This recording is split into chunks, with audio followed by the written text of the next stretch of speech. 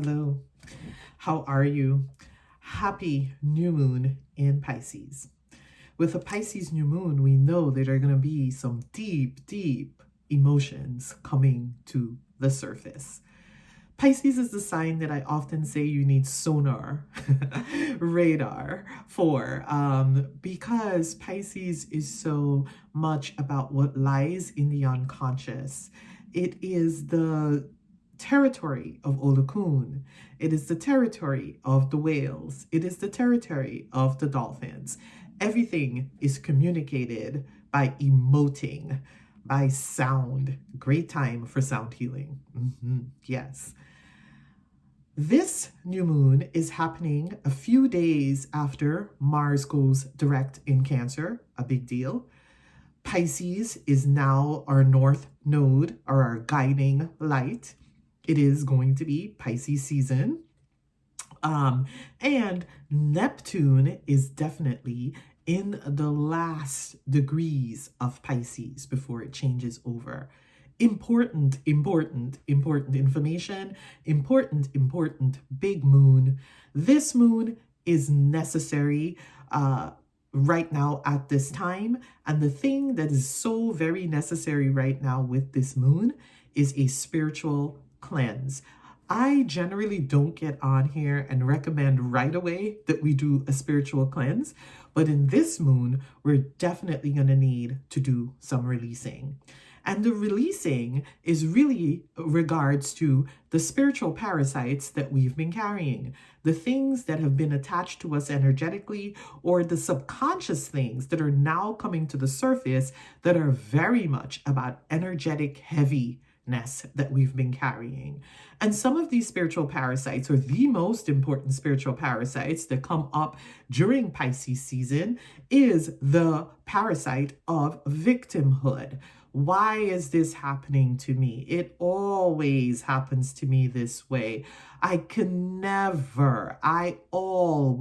These things are always showing up. These people are always showing up, doing this thing to me. Victimhood, yes, the biggest form of spiritual parasite that we have to let go right now, but we're also noticing blame, shame, and guilt. It's not me, it's them. I don't know how this is happening to me. It has to be the other person, the other thing, the other involvement that's creating this. A lot of shame. I'm so ashamed. I'm so guilty. I can't get past my shame and my guilt. So therefore, I can make no progress because I'm struggling through just releasing of the shame and the guilt. And this new moon, these last degrees that Neptune is taking into Pisces is all about that. I have a whole webinar that's going to be on Neptune into Aries, which is a much different place to be. But we have to do the release work of the Neptune in Pisces, right? This where we are right now. We have to do the release work around that because this blame, shame, guilt, and victimhood cannot go forward with us into where we're losing our identities completely and we're restructuring ourselves, restructuring our dreams, right? I'll talk about that in a moment. The other parasite that needs to be let go of right now is definitely our savior complex. This complex of rushing in to save everyone, whether they're asking us for it or not. And the exhaustion and the complete depletion and the complete codependency and the attachment that comes from rushing in to be everybody's savior to the extent that we're not saving ourselves, right? And I oftentimes think that we sign up or we make a subconscious decision to be everybody's savior and really live in this savior complex in avoidance of doing our own spiritual work. And Pisces really is one of the most spiritual signs in the zodiac. And it's really about doing your own spiritual work or doing spiritual work for you that can then extend out into the community. But when we show up in this constant need to be healing other people and saving other people, it really could be a distraction from our own healing work, avoidance from our own healing work by showing up in this way of saving everybody. The other spiritual parasite is waiting for a savior complex. So this is you who's always waiting. Who's going to come along and do it for me? Oh my gosh, I need someone to come along and help me with this because I can't. I'm just not enough. I can't hold all these things that are coming up for me. So who's going to come along and who's going to do it? Not who's going to accompany me through it, but who's going to do it for me, which is a very different way of looking at things, right? Because we all need accompaniment. We all need our community to help us along the way, but no one is in your community is going to actually show up and do some of this hard work for you, like letting go of the spiritual parasites that we're carrying or this energetic cleansing. That is work that you have to do for yourself, right? And I hope that we understand that and that we get that. So the waiting for the savior is just as big as a parasite as saving everybody out there. And oftentimes you can see how this creates the codependency when you're the savior and the people that are waiting for the savior, and you just get together and it's totally codependent and no one is truly standing on their own in getting the things that they need done for themselves. The other spiritual parasite, and this is a big one that we're carrying, and it is the ghost of unfulfilled dreams. It is the ghost of unfulfilled dreams. Still holding on to the dreams that we wish that would come true. That why didn't it happen this way? I was really good at that. Why couldn't anyone see it? How come this didn't show up? How come that relationship, this marriage, this baby, this thing didn't come my way when I've been waiting for this dream for so long? And now it's the ghost that just haunts you every night you lay your head down, or even in our daydreams. This ghost continues to haunt us of unfulfilled dreams. And what is it going to take for us to release? Well, this moon, this final degree of Neptune in Pisces, demands that we release this ghost of unfulfilled dreams. We have a North Node in Pisces where we can get really confused as to reality or not. But this North Node in Pisces is really important with the South Node in Virgo. The South Node in Virgo is like release of judgment, release of the perfection, release of the self-criticism. But this North Node in Pisces that aligns so beautifully with this Pisces moon, it gives us the opportunity to dream a new dream. Your dreams that you had from a very long time ago under a different kind of identity. You were probably a whole different person when you were dreaming those dreams. You are a different person now, which demands a new dream for the person that you are in the moment that we are in, which is this moment. What are your dreams now? What are your dreams in this moment? And that is really what the final degrees of Neptune in Pisces, this Pisces moon, and this moving on of Pisces into Aries is calling us into a whole different kind of identity. And like I said, I'm going to get all about that in the Neptune in Aries webinar that you can link in my bio and, attend, which is so impactful. We should be coming, right? This so look for the link in my bio and you can register to that webinar.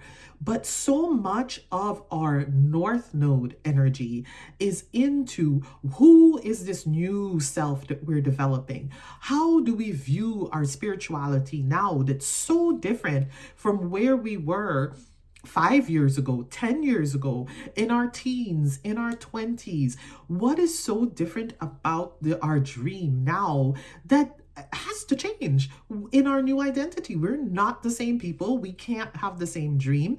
And so for many of us, we have to look at circumstances and get real. That's the thing about Neptune. It is so easy to not be real, right? It is so easy to be fantastic. And I encourage fantasy and I encourage the fantastic, but also with a dose of reality, with us really seeing who we are What identities aren't serving us? What identities do we need to let go of? And so as we're letting go of those identities, we're also able to think about, like, what is the new dream that we need to have in this moment.